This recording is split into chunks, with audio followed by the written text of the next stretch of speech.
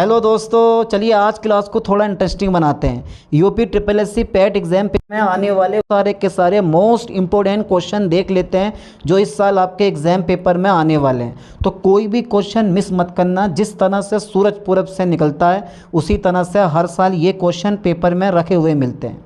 चलिए देख लेते हैं वो कौन कौन से क्वेश्चन हैं जो इस साल आपके एग्जाम पेपर में पूछे जाने वाले हैं। ओके, तो क्वेश्चन फर्स्ट मैंने लिया है, इस प्रैक्टिस सेट को अच्छे से सोल्व करना। ठीक है, तो क्वेश्चन फर्स्ट मैंने लिया है, हड़प्पा सभ्यता संबंधित है। जल्दी बताओ बेटे, हड़प्पा सभ्यता संबंधित है, किस युग से संबंधित है? जल्दी बताओ किस युग से संबंधित है। तो ए पे आप टिक लगा दो, कांस्य युग से संबंधित है। Okay okay okay. अच्छा, क्वेश्चन नंबर 2 है हमारा, निम्न में से कौन बेमेल है? यानी कि एक जो है वो बेमेल है और वो कौन सा है? जल्दी बताओ बेटे, जल्दी बताओ। इलाहाबाद की संधि 1765 में हुई, is a right option. Mangalore की संधि 1784 में हुई, इज़ अ राइट ऑप्शन। ए का आंदोलन 1919 से 1920 में हुआ, यही गलत है क्योंकि ये 1921 से 1922 में हुआ था। ठीक है, और अगर किसी को एक्सप्लेनेशन देखनी है तो आप एक्सप्लेनेशन नीचे जाके देख सकते हो, ये इस टाइप से। यहाँ पर मैंने एक्सप्लेनेशन भी दी है। देखो क्वेश्चन नंबर 2 का सी ऑप्शन है, एक आंदोलन, यानी कि ए का आंदोलन 1921 से 1922 में अवध के किसानों के द्वारा चलाया गया आंदोलन था। ठीक है, इस आंदोलन का नेतृत्व, ठीक है, मदारी पासी के द्वारा किया गया था। तो आप अच्छे से इसको चेक कर सकते हो और ऑप्शन का जो एक्सप्लेनेशन है वो भी आप देख सकते हो। चलिए हम अपने क्वेश्चन पर जाते हैं, देख लेना। ठीक है, मैं बहुत सारे क्वेश्चन का आंसर दिखाऊंगा आपको। ओके, क्वेश्चन नंबर 3 है मेरे पास, कौटिल्य के अर्थशास्त्र में किस पहलू पर प्रकाश डाला गया है? ध्यान देना बेटा, कौटिल्य के अर्थशास्त्र में किस पहलू पर प्रकाश डाला गया? सबको पता होना चाहिए, B number is a right option, राजनीतिक नीतियों पर। ठीक है, चलिए आगे लेते हैं क्वेश्चन। क्वेश्चन नंबर 4 है हमारा, ध्यान देना। क्वेश्चन नंबर 4 कौन सा है यार? किस वर्ष बाबर ने सुल्तान इब्राहिम लोदी को पानीपत की लड़ाई में पराजित किया? तो पानीपत का प्रथम युद्ध कब हुआ? इस तरह से भी ये पूछा जाता है। जल्दी बताओ बेटे, पानीपत का प्रथम युद्ध कब हुआ? 1526 में। पानीपत का द्वितीय युद्ध कब हुआ? जल्दी बताओ। पानीपत का तृतीय युद्ध कब हुआ? जल्दी बताओ। बॉक्सर का युद्ध कब हुआ? चलिए आगे देखते हैं। तो 1526, B number is the right option. Question number 5 है, क्वेश्चन नंबर 5 है, निम्नलिखित गुप्त शासक का कालक्रम निर्धारित कीजिए। समुद्रगुप्त पहले आया था या राजगुप्त पहले आया था या श्रीगुप्त पहले आया था या स्कंदगुप्त पहले आया था? तो गुप्त शासक जो था ना, श्रीगुप्त ने गुप्त शासक का जो है ना शासन शुरू किया था, श्रीगुप्त ने। पहले नंबर पे ये सी वाले आएंगे। दूसरे नंबर पे समुद्रगुप्त को नेपोलियन के नाम से भी जाना जाता है, ये क्वेश्चन पूछा जाता है, ध्यान देना। फिर हमारा बी नंबर रामगुप्त और लास्ट में आता है स्कंदगुप्त। ठीक है, इसे राइट ऑप्शन सी पर आप टिक लगा दें। चलिए आगे बढ़ाता हूँ। क्वेश्चन नंबर 6, 1764 में बक्सर के युद्ध के समय बंगाल का गवर्नर कौन था? यार अगर इतिहास है, इतिहास है और इतिहास के सारे क्वेश्चन अच्छे से कवर कर लो क्योंकि यही क्वेश्चन आपके एग्जाम पेपर में आने वाले हैं, कोई भी क्वेश्चन मत छोड़ना। तो सी पे आप टिक लगा दो, C number is a right option, वेंसीटाल्ट। चलिए मैं आगे देखता हूँ। क्वेश्चन नंबर 7 है, क्वेश्चन नंबर 7 है, भारतीय राष्ट्रीय कांग्रेस की पहली बैठक किस शहर में हुई थी? तो 5 क्वेश्चन जो है ना हमारे वो इतिहास के आते हैं, ध्यान देना। क्वेश्चन नंबर 7 है, भारतीय राष्ट्रीय कांग्रेस की पहली बैठक किस शहर में हुई थी? यानी कि 1985 में बम्बई में हुई थी। ठीक है, इज अ राइट ऑप्शन। चलिए क्वेश्चन नंबर 8 है, भूदान आंदोलन किसने प्रारंभ किया था? विनोबा भावे ने। ठीक है, विनोबा भावे ने। ठीक है, भूदान आंदोलन प्रारंभ किया था। अच्छा, क्वेश्चन नंबर 9 है सर, जल्दी बता दो। भारत में ईस्ट इंडिया कंपनी का पहला गवर्नर जनरल कौन था?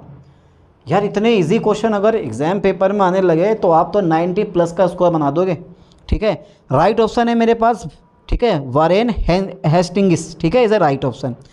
चलिए क्वेश्चन नंबर 10 है हमारा, आज़ाद हिंद फौज का गठन कब हुआ? आज़ाद हिंद फौज का गठन कब हुआ? राइट ऑप्शन बेटा, 4 ऑप्शन होते हैं, चारों अच्छे लगते हैं, एक ऑप्शन बिल्कुल सही होता है, वो ऑप्शन आपको बताना है कौन सा होगा। तो बी नंबर पे टिक लगा दो, 1942 ईस्वी। ठीक है, चलिए आगे देखते हैं। अच्छा ये बताओ, 11वां क्वेश्चन है, अभ्रक किस राज्य में बहुतायत में पाया जाता है?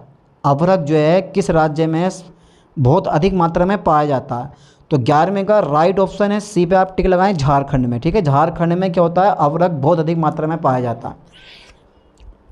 चलिए और बाकी एक्सप्लेनेशन आप देख लें इसका। ठीक है, क्वेश्चन नंबर 12 है मेरे पास, अधिकांश मौसमी घटनाएं किस मंडल में संपन्न होती हैं? अच्छा, ओजोन परत किस मंडल में संपन्न है, कितने मंडल हैं हमारे ऊपर, अरे ये सब पता होना चाहिए। तो क्षोभ मंडल जो होता है वो पृथ्वी सतह से 10 किलोमीटर तक ऊपर फैला होता है, तो क्षोभ मंडल इज़ ए राइट ऑप्शन। ठीक है, ओके ओके ओके। अच्छा ये बताओ, क्वेश्चन नंबर 13 है, जांजीला दर्रा जोड़ता है श्रीनगर और लेह को, ए पे टिक लगा दें, श्रीनगर और लेह को जोड़ता है, आगे हमें देखने की ज़रूरत नहीं है। अच्छा क्वेश्चन नंबर 14 पढ़ो, बड़ा बढ़िया करके पढ़ो। निम्नलिखित में से कौन सा समुद्री बंदरगाह और तेल परिष्करण केंद्र दोनों हैं? निम्नलिखित में से कौन सा समुद्री बंदरगाह और तेल परिष्करण केंद्र दोनों हैं? तो बेटा मंगलोर, हल्दिया और विशाखापट्टनम, डी पे राइट लगा दो, इज़ ए राइट ऑप्शन। चलिए क्वेश्चन नंबर मेरे पास 15 आ जाता है, भारतीय पर्यटन के स्वर्ण त्रिभुज में सम्मिलित शहर हैं। भारतीय पर्यटन के स्वर्ण त्रिभुज में सम्मिलित शहर हैं आगरा, दिल्ली तथा जयपुर, और इज़ अ राइट ऑप्शन, ए पे टी लगाओ आप। तो ये तो बहुत सिंपल सा क्वेश्चन है, आप बता दोगे। क्वेश्चन नंबर 16 है हमारा, ध्यान देना बेटा। क्वेश्चन नंबर 16 पे आज पूरा प्रैक्टिस सेट सोल्व करके मानेंगे। World economic situation and prospect शीर्षक से रिपोर्ट किस अंतर्राष्ट्रीय संस्था द्वारा जारी किया जाता है? यार किसके द्वारा? संयुक्त राष्ट्र संघ द्वारा, विश्व बैंक द्वारा, अंतर्राष्ट्रीय मुद्रा कोष द्वारा या विश्व व्यापार संगठन द्वारा? तो संयुक्त राष्ट्र संघ। क्वेश्चन नंबर 16 का सी नंबर राइट होना चाहिए। ठीक है, सी नंबर ही है राइट है हमारा। ठीक है, चलिए आगे देखते हैं। अच्छा क्वेश्चन नंबर 17 है हमारा। क्वेश्चन नंबर 17 देखो, क्वेश्चन नंबर 17 हमसे क्या कहता है, वन नीति के अनुसार कितने प्रतिशत क्षेत्र वनों से आच्छादित होना चाहिए? वन नीति के अनुसार कितने प्रतिशत क्षेत्र वनों से आच्छादित होना चाहिए? तो 70 में का राइट ऑप्शन, सी पे आप टिक लगा दें, 33%।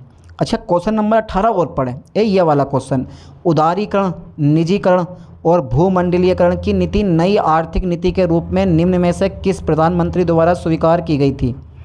नरसिम्हा राव द्वारा। ठीक है, 1991 में नरसिम्हा राव द्वारा। अच्छा क्वेश्चन नंबर हमारा 19 है, भारत में मिश्रित अर्थव्यवस्था का अर्थ है। मिश्रित अर्थव्यवस्था का क्या अर्थ है? सी पे आप टिक लगा दें, राइट ऑप्शन, सार्वजनिक तथा निजी क्षेत्र का सह अस्तित्व। ओके। अच्छा क्वेश्चन नंबर 20 है, विशेष आर्थिक क्षेत्र SEZ अधिनियम प्रभावी हुआ 2004 में, 2005 में, 2006 में, 2007 में? सी पे आप टिक लगा दें, 2006 में। बहुत बेनिफिट आपको मिलने वाला है इस प्रैक्टिस सेट से। तो यूपी SSC पैट का एग्जाम पेपर आने वाला है, मात्र 20 डेज़ बचे हैं आपके, 20 भी नहीं बचे हैं, मात्र हाँ 20 डेज़ बचे हैं। और इतने दिनों में आपको ऐसी बेजोड़ और दमदार तैयारी करनी है कि 90+ का स्कोर बन जाए।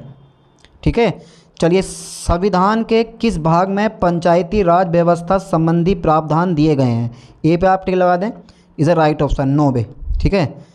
अच्छा क्वेश्चन नंबर 22 है हमारा, सूची फर्स्ट को सूची सेकंड से सम्मिलित कीजिए और नीचे दिए गए कोड का सही उत्तर बताइए। तो 22 में का राइट ऑप्शन कौन सा होना चाहिए? बी पे आप टिक लगा दें, बेझिझक पढ़ लो पहले से करके, बी पे टिक लगा दो।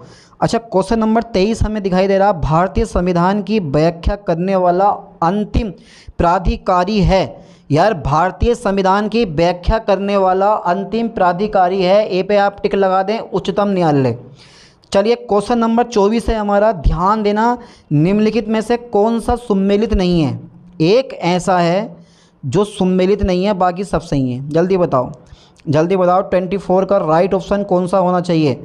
जल्दी बताओ। C number is the right option, Rajya Sabha में सीटों का बंटवारा द्वितीय अनुसूची, बस यही गलत है। अच्छा ये जो क्वेश्चन नंबर 25 है ना, इस बार जो SSC CGL 27 जुलाई SSC CGL का एग्जाम पेपर हुआ है, ये वाला क्वेश्चन पूछा गया है। ठीक है, यानी कि भारत के राष्ट्रपति पर महाभियोग चलाने के लिए कम से कम कितने दिन पूर्व की सूचना आवश्यक है? 14 दिन की। ठीक है भैया, आता है ये, जीके का क्वेश्चन है, बहुत मोस्ट। राष्ट्रीय आंदोलन पढ़ो से करके। अच्छा क्वेश्चन नंबर 26 आ गया, हरित गृह प्रभाव क्या है? बेजविक ताप में वृद्धि।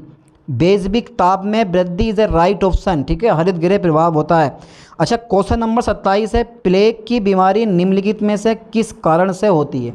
अब प्लेग क्या होता है, ठीक है, क्या नहीं होता है, ये एक्सप्लेनेशन में आप जाके देख लो, is a right option bacteria. और अगर एक्सप्लेनेशन आपको देखनी है तो आप जा सकते हो क्वेश्चन नंबर 27 पे। कहाँ है भाई हमारा क्वेश्चन नंबर 27? ढूंढ लो, ढूंढ लो। क्वेश्चन नंबर 8, क्वेश्चन 14, 16, 27 है, ये रहा हमारा, ये रहा। देखो प्लेग की बीमारी दिख रहा है ना आप लोगों को, अरे बहुत बहुत बड़ी आँखें आपकी। प्लेग की बीमारी बैक्टीरिया के कारण होती है। प्लेग रोग पास्चुरेला पेसिटस बैक्टीरिया के कारण होता है। प्लेग जो रोग होता है वो फेफड़ा, ठीक है, कॉन्ख, दोनों पैर के बीच के अंग प्रभावित होती हैं। प्लेग रोगियों के तेज बुखार, शरीर पर गिल्टियाँ हो जाती हैं, ठीक है। तो इस तरह से पढ़ लो सही करके ज़रा इसको।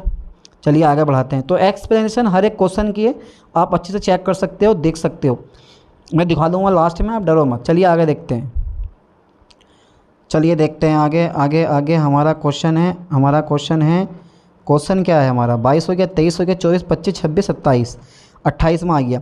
सूची फर्स्ट को सूची सेकंड से सम्मिलित कीजिए तथा सूचियों के नीचे दिए गए कूट की सहायता से सही उत्तर को चुनिए। यार फ्रियोन, तो ये तो रेफ्रिजरेटर होता है। फ्रियोन जो होता है ना वो रेफ्रिजरेटर प्रशीतक होता है, रेफ्रिजरेंट होता है प्रशीतक। और टेट्रा एथिलेट क्या होता है, और बेंजीन हेक्साक्लोराइड क्या होता है, कार्बन टेट्राक्लोराइड क्या होता है। तो 28 में का सीधे तौर पर डायरेक्ट आंसर लगाओ, D number is a right option, 2 1 4 3। Okay चलिए ये बताओ, ये यानी कि जब विज्ञान होती है ना, विज्ञान के आपसे 5 क्वेश्चन पूछे जाते हैं, बस वही ये 5 क्वेश्चन है साइंस के, ठीक है, जो कि आपने 12th में 10th में भर भर के पढ़ी होगी। कोलाइड बिलियन में कणों का आकार होता है 10⁻⁻7 सेंटीमीटर से 10⁻⁻5 सेंटीमीटर तक, इज़ अ राइट ऑप्शन। अच्छा क्वेश्चन नंबर 30 है, जब 2 या 2 से अधिक प्रतिरोधों को एक समान 2 बिंदुओं के बीच जोड़ा जाता है तो वे होते हैं समांतर क्रम में जुड़े हुए होते हैं एक संख्या का। अब मैथमेटिक्स के 5 क्वेश्चन आपसे पूछे जाएंगे, और मैथमेटिक्स के देखो 5 क्वेश्चन मैंने कितने ईजी लिए हैं, बस ध्यान से देखना है। ओके सर, एक संख्या का 32% 56 है, तो वह कितनी होगी। तो एक संख्या का 32% कितना है बेटा, 32% कितना है, 56 है, तो वह कितनी होगी। एक्सप्लेनेशन में आप देख सकते हो, बाकी आप फाटाफाटी करके इसका राइट आंसर देख लो कौन सा है भैया, 175। 31 में का A number is a right option, ठीक है, घबराओ मत यार। अच्छा 1.34 और 2.68, तो ये इसका आंसर 1/2 होगा, पॉइंट से पॉइंट काटो, 134 से 268 दो बार चला गया, 1/2 इसका राइट ऑप्शन होगा, ठीक है। तो इस तरह से आप सोल्व कर सकते हो। 33वां क्वेश्चन आ गया, एक समूह की 8 सबसे छोटी संख्याओं का माध्य 12.5 है, जबकि समूह की सभी 14 संख्याओं का माध्य 14 है, तो 6 सबसे बड़ी संख्याओं का माध्य कितना होगा। ए पे आप टिक लगा दें 16, ठीक है, इज़ राइट ऑप्शन, ठीक है भाई, ए पे हमने टिक लगा दिया। चलिए क्वेश्चन नंबर 34 को हल करो। देखो x का मान दे रखा है, y का मान दे रखा है। अब जो ये x² माइनस के y² की पावर माइनस का 1/3 है, माइनस के 1 है। अब x की जगह और y की जगह ये वाले अमाउंट उठाकर रख दो, गुणा भाग करके आंसर लेकर आओ, और देखोगे कि कितना आंसर मिल गया हमें 34 का, वो मिलेगा आपको -3/4 इज़ अ राइट ऑप्शन, ठीक है, -3/4। चलिए मैं आगे बढ़ाता हूँ। एक बॉक्स में 350 बल्ब है, यदि 12% बल्ब फ्यूज़ हो गए थे तो कितने बल्ब बेचने के लिए पर्याप्त हैं। हाँ यार, ख़राब बल्ब थोड़ी ना बेचोगे, तो राइट ऑप्शन निकालो। कैसे निकालोगे इसका, निकाल लोगे, अरे डर तो नहीं लग रहा है। डी पे आप टी लगा दो 308। चलिए देख लो आप एक्सप्लेनेशन में जाके, अभी दिखा दूंगा पीछे में। ओके क्वेश्चन नंबर 36 हमारा आ गया। निम्नलिखित प्रत्येक शब्द के लिए उसके नीचे दिए गए विकल्पों में सभी विलोम शब्द चुनिए, ठीक है। निम्नलिखित प्रत्येक शब्द के लिए सबसे नीचे दिए गए विकल्पों में से सही विलोम शब्द छांटिए, यानी कि ही लोक का परलोक is a right option, B पे टिक लगाएं। धरती का समानार्थक शब्द है, धरती का समानार्थक शब्द कौन सा, अचला इज़ अ राइट ऑप्शन। जिस तक ना पहुंचा जा सके, आगाम में इज़ अ राइट ऑप्शन। कौन सा शब्द बहुवचन है, प्राण इज़ अ राइट ऑप्शन, ठीक है।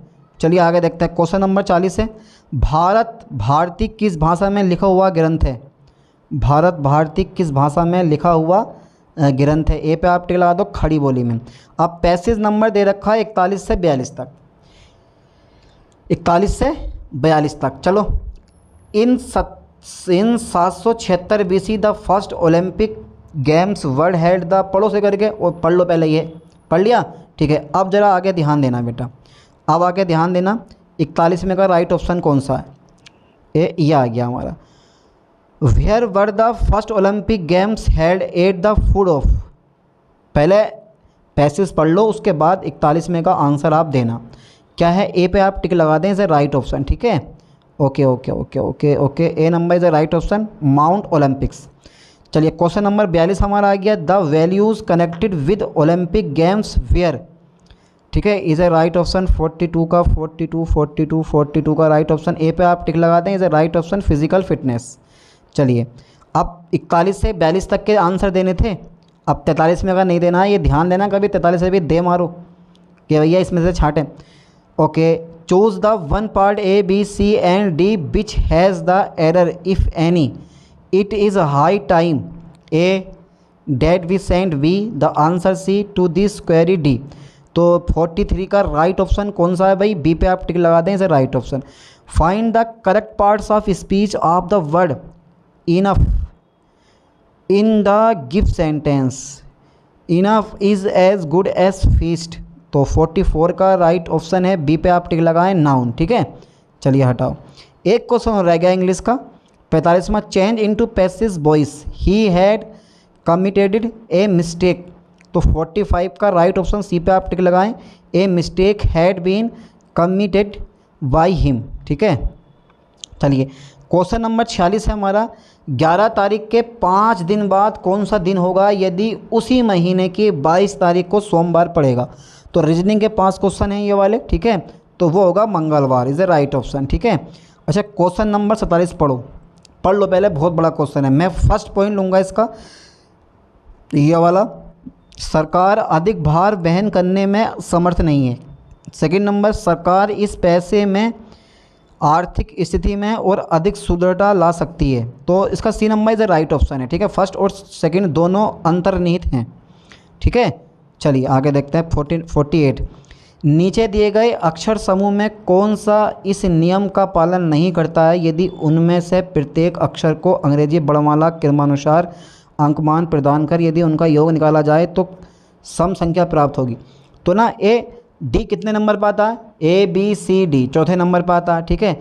जी कितने नंबर पर आता है, सबको ऐड करो और देखो कि एक संख्या चारों में से ऐसी होगी जिनका योग कैसा होगा, सम होगा, ठीक है। और वो है तुम्हारे पास, और वो है आपके पास, is a right option D पे आप टिक लगा दें, ठीक है, यानी कि CTUI। चलिए आगे देखते हैं, क्वेश्चन नंबर 49 है, बी जो है बहन है डी की और एम पिता है डी का, तो एन बहन है एम की, तो बी किस प्रकार एन से संबंधित है, भतीजी के द्वारा। आप निकालोगे तो भतीजी बैठेंगी, ठीक है। ओके, पी की आयु क्यू के बराबर है, आर एस से छोटा। अबे यार तुम समझ नहीं पा रहे हो, देखो ये डी है, ये डी है, डी जो है वो बी की, यानी कि बी की बहन है डी, यानी कि बी बहन है डी की, ठीक है, डी की बहन है बी।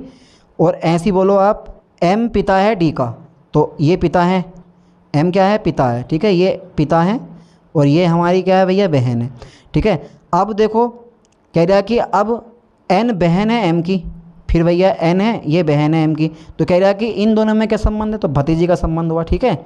आप निकाल सकते हो बड़ी आसानी से, बहुत छोटा सा क्वेश्चन है।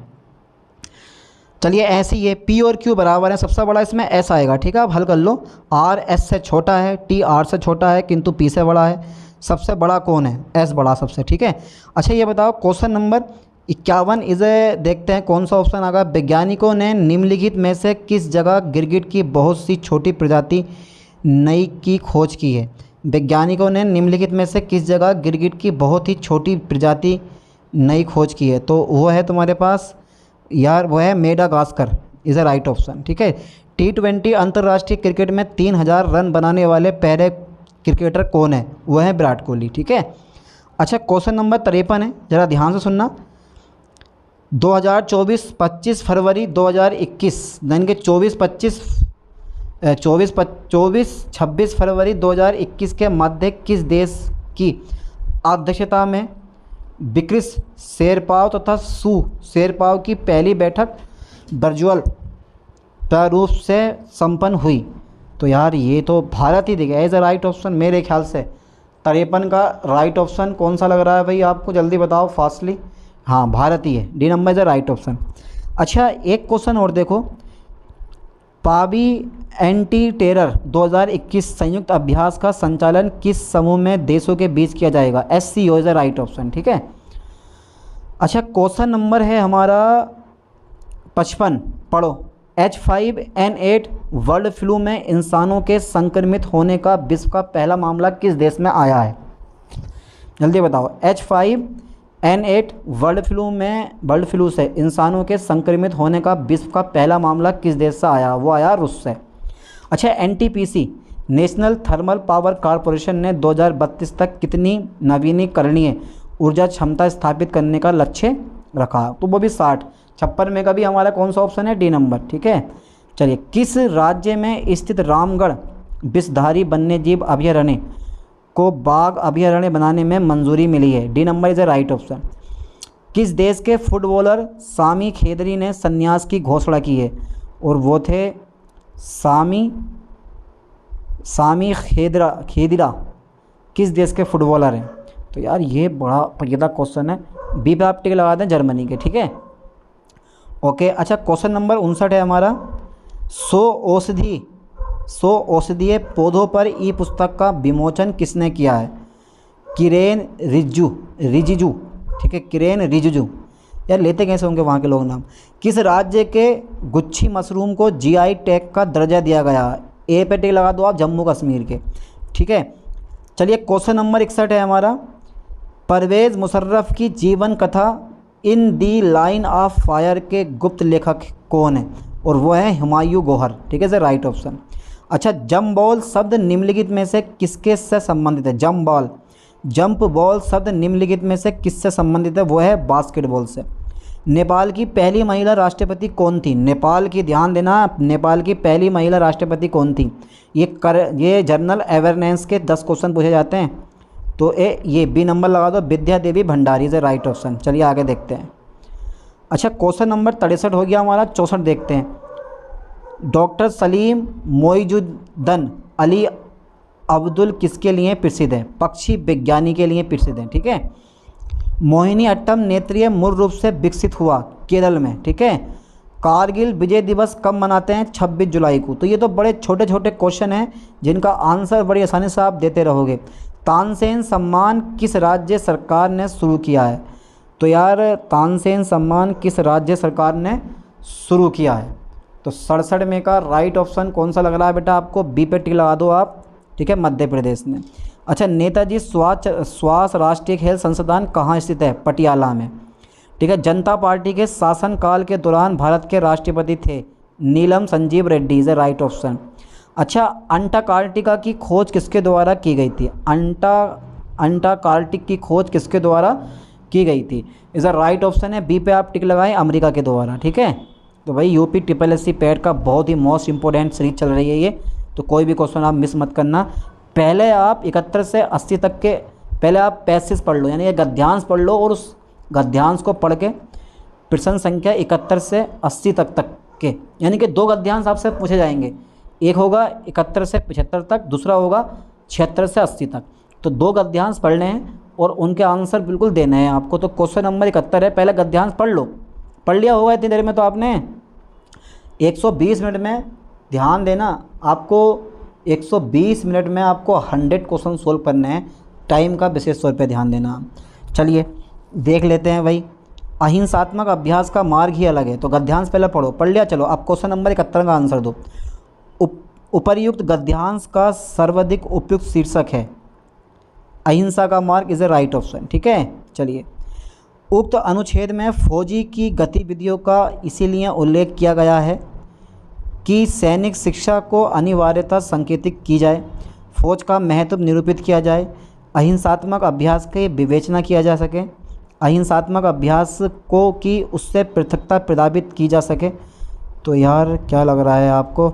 डी नंबर 72 का होना चाहिए नहीं? हाँ, D number is the right option. ठीक है, क्योंकि यही ऑप्शन सबसे बड़ा है। अच्छा, क्वेश्चन नंबर 73 है हमारा। निर्भयता आदि गुणों को सीखने के लिए आवश्यक है। बचपन में सैनिक शिक्षा का अभ्यास, प्रत्येक अवस्था में निडर रहना, युवा अवस्था में सत्य का आचरण, बचपन से ही अहिंसात्मक प्रवृत्ति का अभ्यास। तो 73 में का भी राइट ऑप्शन, डी पे आप टिक लगा दो। 74 आ गया। धर्म ग्रंथ में सर्वाधिक बल दिया गया है भक्ति और ज्ञान पर या धर्म पालन पर? कौन सा लग रहा है? ए पे आप टिक लगा दें, सदाचार के नियमों पर। ठीक है, अच्छा चलो क्वेश्चन नंबर 75 हम देखते हैं। सदाचार की प्रमुख चर्चित दिशाएं हैं माया, ममता, पूजा अर्चना, सत्य, अहिंसा, श्रद्धा, भक्ति। तो सत्य, अहिंसा 75 का राइट ऑप्शन होना चाहिए, सी नंबर। ठीक है, अब अगला गद्यांश पढ़ो। अब आपको 76 से 80 तक इस गद्यांश में से क्वेश्चन छांटने हैं। पढ़ो। प्रेमचंद्र की जो सबसे बड़ी शक्ति है वह अधिकांश आलोचकों ने पहचानी ही नहीं है। पढ़ो, गद्यांश पढ़ लो। पढ़ लिया? ठीक है। ये भी पढ़ो। पढ़ लिया? ठीक है, ओके। अरे आप इंटेलिजेंट, आपके जैसा कोई नहीं, आप चाहो तो कुछ भी कर सकते हो। पढ़ लिया? चलो क्वेश्चन नंबर 76 का आंसर दो आप। प्रेमचंद्र अपने साहित्य में स्व की अभिव्यक्ति करते हैं। जल्दी बताओ, सबकी अभिव्यक्ति करते हैं। तो 76 का राइट ऑप्शन है हमारा, ए पे आप टिक लगा दो, इज अ राइट ऑप्शन, पात्रों के माध्यम से। अच्छा, आलोचकों द्वारा प्रेमचंद की कौन सी शक्ति अनचिन्ह रह गई? आलोचकों द्वारा प्रेमचंद की कौन सी शक्ति अनचिन्ह रह गई? क्यों, कोई ना कोई शक्ति तो रही है। जीवन चित्रण की, आचरण की, जीवन संपुक्ति की, या लेखीय तटस्थता की। तो 77 का पढ़ लिया ऊपर ना, तो बताओ जल्दी। बी पे आप राइट ऑप्शन है, बी आचरण की। अच्छा, प्रेमचंद्र का कला विषयक सिद्धांत था। प्रेमचंद्र का कला विषयक सिद्धांत था, कला विषयक सिद्धांत था। 78 में का राइट ऑप्शन कौन सा लग रहा है भाई आपको? जल्दी बताओ, दिमाग लगा के। D number is a right option, जीवन चित्रण की। ठीक है, ओके। क्वेश्चन नंबर जीवन चित्रण की नहीं यार, ये तो 77 में का। 78वां देखो, 78 में का राइट ऑप्शन कौन सा? प्रेमचंद का कला विषयक सिद्धांत था। यार कौन सा था इसमें, मिल नहीं रहा है। डी नंबर लगाओ, डी नंबर लगाओ। ठीक है, कला नैतिकता के लिए। अच्छा, क्वेश्चन नंबर 79 है, प्रेमचंद्र के उपन्यासों में उनकी आत्मा भी व्यक्ति दृष्टिगत होती है, क्योंकि 79 का राइट ऑप्शन है। जल्दी बताओ, सोचो एक बार, पढ़ो। बी पे आप टिक लगा दें, is A right option, B. उनके पात्र उनके व्यक्तित्व को वहन करते हैं। ठीक है। अच्छा, क्वेश्चन नंबर है हमारा 80। प्रेमचंद्र को नीति का कलाकार माना जाता है, क्योंकि वह अरे वे क्या, जल्दी बताओ, वे क्या? वे हैं हमारे आचरण की, सभ्यता के अनुकर्ता हैं, जीवन में साहित्यिकता को महत्व देते हैं। राइट ऑप्शन, बी पे आप टिक लगा दो।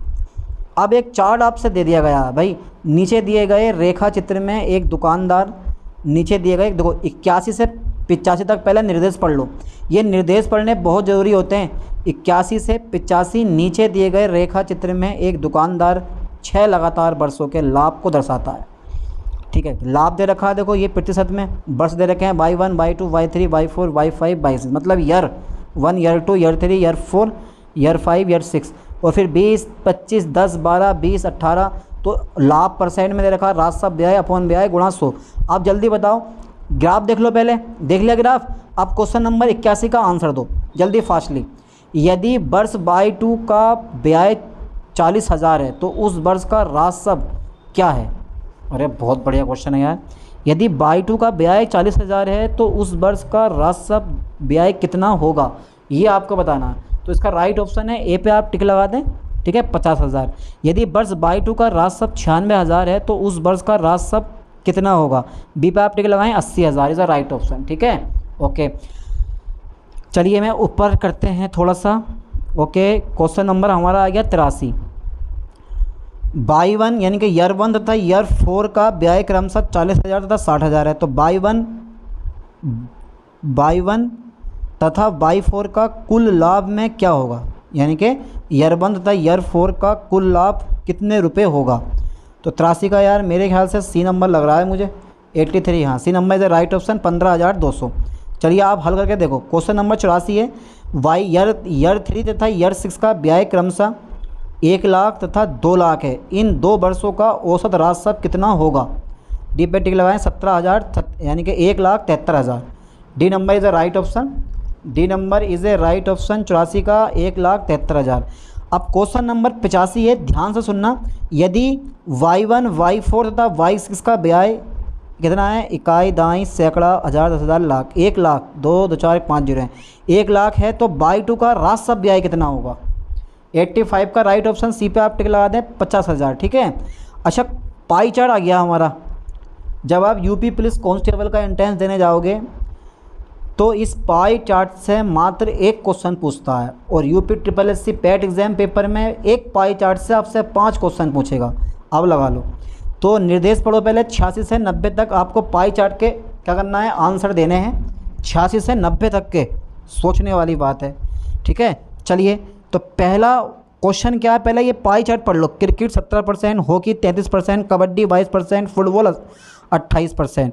तो अब बेटा क्वेश्चन नंबर 86 का आंसर दो। फुटबॉल की तुलना में कबड्डी पसंद करने वाले छात्रों का अनुपात कितना होगा? फुटबॉल की तुलना में कबड्डी पसंद करने वाले छात्रों का अनुपात क्या होगा? तो 86 का राइट ऑप्शन कौन सा लग रहा है भाई आपको, जल्दी बताओ। 86 का राइट ऑप्शन है सी पे, आप टिक लगा दें। C number is the right option, 11/14। Cricket के संबंधित सेक्टर कौन कौन से हैं? क्रिकेट के संबंधित सेक्टर कौन हैं? 118.8 डिग्री या 100.8 डिग्री या 79.2 डिग्री या 61.2 डिग्री। तो 87 का राइट ऑप्शन आप डी पे टिक लगाएं, 61.2 डिग्री। क्वेश्चन 88 है, अगर कुल 700 छात्र हैं तो हॉकी को पसंद करने वालों और फुटबॉल को पसंद करने वालों के बीच का क्या अंतर है? बीच का क्या अंतर है यार, बीच का क्या अंतर है? क्या अंतर होगा? 88 का राइट ऑप्शन है हमारा ए पे, आप टिक लगा दें 35। ठीक है, चलिए आगे बढ़ाते हैं थोड़ा सा। 89 क्वेश्चन हमारा आ गया, अगर कुल 700 छात्र हैं तो क्रिकेट को पसंद करने वालों की संख्या बताएं। बहुत सिंपल सा क्वेश्चन है, बहुत सिंपल सा, आराम से बता दोगे आप। 119। कबड्डी तथा फुटबॉल से संबंधित सेक्टर कोणों का अंतर क्या है? जल्दी बताओ। बी पे आप टिक लगा दें, 21.6 डिग्री। ठीक है, चलिए फिर से देखो क्वेश्चन निर्देश पढ़ लिए। ठीक है, 91 से 95 तक के 5 क्वेश्चन आपको दे रखे होंगे। ठीक है, अब सारणी पढ़ो, सारणी से उनके आंसर देने हैं आपको। 2010 से 2013 तक की अवधि के दौरान एक उपभोक्ता वस्तु डीलर के 4 डिवीज़नों द्वारा बेची गई वस्तुओं को निरूपित किया गया है। ओके सर, पढ़ो। वर्ष 2010, 11, 12, 13, 14 डिवीज़न WXYZ दे रखे हैं, 100, 130, 140, 86, 136, 108, 96, 80 जेड का। चलिए क्वेश्चन नंबर 91 पढ़ते हैं। X का 96, 134, 144, 112 है और Y का 110, 114, 164, 176 है। चलिए क्वेश्चन नंबर 91 पढ़ते हैं। 2011 के दौरान किस डिवीज़न का प्रदर्शन अपेक्षाकृत बेहतर है? ठीक है, चलो इसको मैं एक्सप्लेन भी करेंगे अभी नीचे जाकर। ठीक है, 2011 के दौरान किस डिवीज़न का प्रदर्शन अपेक्षाकृत बेहतर है? तो 91 का राइट ऑप्शन है डी पे, आप टिक लगा दें। ठीक है, 11/15। चलिए यहाँ देख लेते हैं क्वेश्चन 93। किस डिवीज़न के 2011 और 2013 के संयुक्त बिक्री आंकड़े सबसे कम हैं? तो 92 तो रह गया हमारा, क्वेश्चन नंबर 2 का यहाँ पे हमारा है, यहाँ पे क्वेश्चन ये है 92। तो 91 का हो गया हमारा। ठीक है, 2011 के दौरान किस डिवीज़न का प्रदर्शन अपेक्षाकृत बेहतर था? तो 91 का D number is the right option. 2012 एवं 2013 में बाई द्वारा बेची गई वस्तुओं की कुल संख्या का इसी दौरान जेड द्वारा बेची गई वस्तुओं की कुल संख्या से अनुपात क्या है? तो 92 का C number is the right option है, 15:11। ठीक है, ओके, चलिए मैं आगे देखता हूँ। क्वेश्चन नंबर 93 है हमारा, किस डिवीज़न के 2011 और 2013 के संयुक्त बिक्री आंकड़े सबसे कम हैं? 93 का राइट ऑप्शन डी पे, आप टिक लगा दें जेड। 4 वर्षों की अवधि के दौरान W डिवीज़न द्वारा बेची गई वस्तुओं की औसत संख्या क्या है? 94 पे सी पे टिक लगाएं, 114। 2012 के दौरान सभी डिवीज़नों द्वारा बेची गई वस्तुओं की संख्या बताएं। 95 का ऑप्शन है सी नंबर, सी पे आप टिक लगाएं, इज अ राइट ऑप्शन, 544। फिर से 96 से 100 क्वेश्चन दे रखे हैं हमें और आपको फिर से एक बार ग्राफ पढ़ना है। वित्तीय वर्ष, तिमाही और बिक्री दे रखी है लाभ में। पहले ग्राफ अच्छे से नोट कर लो, समझ लो, यानी कि जो हमें ये तालिका दे रखी है अच्छे से नोट कर लो, समझ लो, उसके बाद नीचे दिए गए क्वेश्चन के आंसर देते हैं। चलिए क्वेश्चन नंबर 96 है, वित्तीय वर्ष 2014-15 के लिए कुल बिक्री कितनी है? जल्दी बताओ। जब आपने तालिका पढ़ ली है तो इसका राइट आंसर भी दे दोगे आप। बी पे आप टिक लगा दो, 178 रुपये, 178 लाख रुपये। चलिए क्वेश्चन नंबर 97 हमारा, वित्तीय वर्ष 2013-14 के लिए प्रति तिमाही औसत बिक्री क्या है? 97 का डी ऑप्शन राइट है, 35 लाख रुपया। F/, यानी कि 12 से 13 और F/, 13 से 14 में कंपनी की बिक्री का साल दर साल विकास में कितना है, कितना प्रतिशत है? 98 का राइट ऑप्शन है हमारा, सी पे आप टिक लगाएं, 25%। वित्तीय वर्ष 2013-14 तथा 14-15 में कंपनी की बिक्री का अंतर बताएं। 99 का सी पे ऑप्शन लगाएं, 38। अब एक ऑप्शन हो रहा है, वित्तीय वर्ष 2012-13 से 2014-15 तक की कुल वार्षिक बिक्री ज्ञात करें। A number is a right option. तो पूरे 100 क्वेश्चन मैंने करवा दिए। इस प्रैक्टिस सेट को अच्छे से सोल्व करो, कोई भी क्वेश्चन मिस मत करना। ठीक है, क्योंकि यही वो क्वेश्चन है जो आपके एग्ज़ाम पेपर में आने वाले हैं। इसके बाद देखो ये एक्सप्लेनेशन है, हर एक क्वेश्चन की एक्सप्लेनेशन यहाँ पर दे रखी है, स्क्रीनशॉट ले लो। ले लिया स्क्रीनशॉट? ठीक है, चलिए लो स्क्रीनशॉट ले लो इसका भी, ठीक है, कभी बाद में करो। इसका भी स्क्रीनशॉट ले लो, ठीक है, चलिए इसका भी स्क्रीनशॉट ले लो स्क्रीनशॉट, ठीक है। चलिए क्वेश्चन नंबर 11 हो गया हमारा, 12 से ले लो, ठीक है। फिर हमारा ये क्वेश्चन नंबर लो स्क्रीनशॉट। चलिए आगे देखते हैं, लो स्क्रीनशॉट, ठीक है, ओके 22 आ गया हमारा, लो भाई स्क्रीनशॉट लो, ठीक है, ठीक है। सब एक्सप्लेनेशन है ये, आराम से बैठ के और कवर करो, लो स्क्रीनशॉट, ठीक है। चलिए स्क्रीनशॉट लेते रहो, ओके। चलिए टेस्ट सीरीज़ आ गया हमारा, फिर 62, 63 क्वेश्चन उत्तर हो गए हमारे, ठीक है। अब देखो ज़रा 70 से लेके, ठीक है, अब आगे देखो 82 क्वेश्चन आ गया, तो ये हाल है 16 में, ठीक है। लो स्क्रीनशॉट ले लो, ठीक है, आगे, ठीक है, ये सब न्यूमेरिकल है हमारे। और आगे देखते हैं, ठीक है, लो पूरे 100 क्वेश्चन मैंने करवा दिए, स्क्रीनशॉट ले लो भाई, ठीक है। चलो लो तो देख लो कौन सा क्वेश्चन कैसे सोल्व करना है हमें, ठीक है। चलिए ऊपर ले चलते हैं। तो इस तरह से ये पूरा प्रैक्टिस सेट मैंने सोल्व करवा दिया। आई होप कि हर एक क्वेश्चन आपके समझ में आया होगा।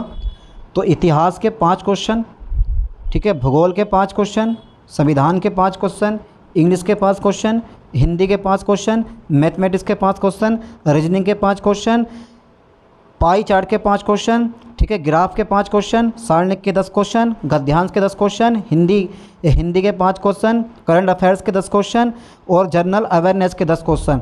ये पूरा यूपी ट्रिपल पैट का एग्जाम पेपर का सिलेबस है, ठीक है। अच्छे से कवर करो और कोई भी क्वेश्चन मिस मत करना। चलिए मिलते हैं नई वीडियो में नेक्स्ट लेक्चर के साथ। थैंक्स।